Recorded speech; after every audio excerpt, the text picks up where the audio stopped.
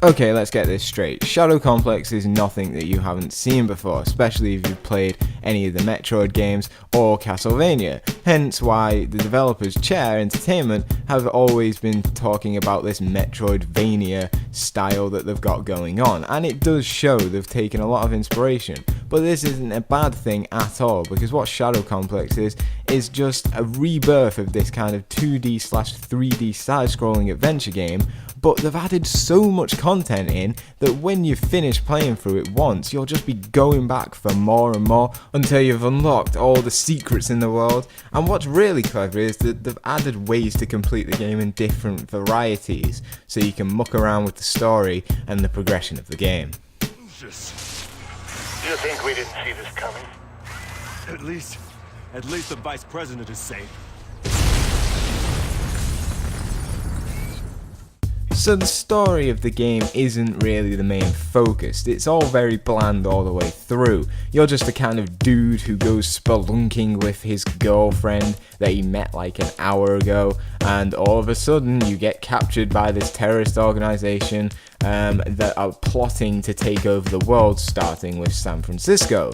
It's all quite basic, so it's nothing really that gets you involved into the game, but it's just the fact that the game is fun to play, and it's really rare that you get that type of thing where you just kind of keep playing it, because you always think, ooh, the next unlock's just right around that corner.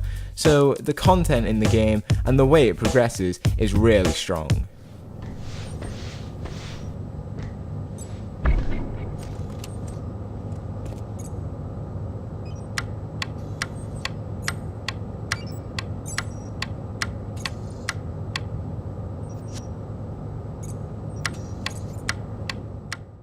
The story on your first playthrough will last probably about 6 hours, as long as you explore as well. And the good thing about the exploration in this game is that it does the Metroid style of you don't get everything at the start, but you do get a little teaser with this first little intro to the game where you get all the abilities, but then they get taken away from you and you have to go and find them. And when you do find them, you can then backtrack and open different doors to the area. So there's that kind of add-on to the game which will add to the length of the game. But if you don't do that, then the story may last you about 3 hours. On your second playthrough, however, because you know the map and everything, you can kind of speed through it. And this is where the developers have really gone all out, because they've added ways to bypass some of the games so you can muck around with the story. And there is a way that you can get the phone gun in like the first 15 minutes. And once you've got that, you can literally build phone bridges to get to different areas of the game that you wouldn't normally be able to get to so early on.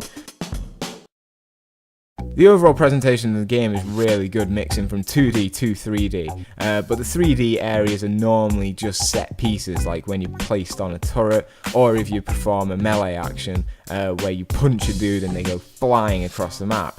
And it just all looks very good. Sometimes in the cutscenes they don't look as good as what you'd want, but then you realise you're actually playing an arcade game, so it's pretty good for what it delivers on. And the gameplay for the game is really actually quite simple. It's just run through areas and shoot. Although sometimes it can be quite difficult because they're using a 3D engine. They place enemies in the background, so it can be sometimes quite difficult to pick them off with your gun. But that's the only really difficulty of the game. That's crazy. That's why it's perfect. So apart from the story, there's also a proving ground section which puts you in the place of a generic soldier with a limited number of items, and you have to get to the other side of the map, so it's kind of just like a puzzle mode, and you can kind of beat your scores and all that, but the main focus is the story, just going around collecting items and just overall trying to mess with the system, just trying to find different ways through, like I said earlier, building phone bridges to get across the areas you wouldn't be able to get to. And that's just really the main focus of Shadow Complex, is giving a great single player experience and then backing it up with some really great secrets to be found. And Chair Entertainment have done it, and I totally grant them the privilege of labeling this game as a Metroidvania title. Dad's favorite. He'd be so proud.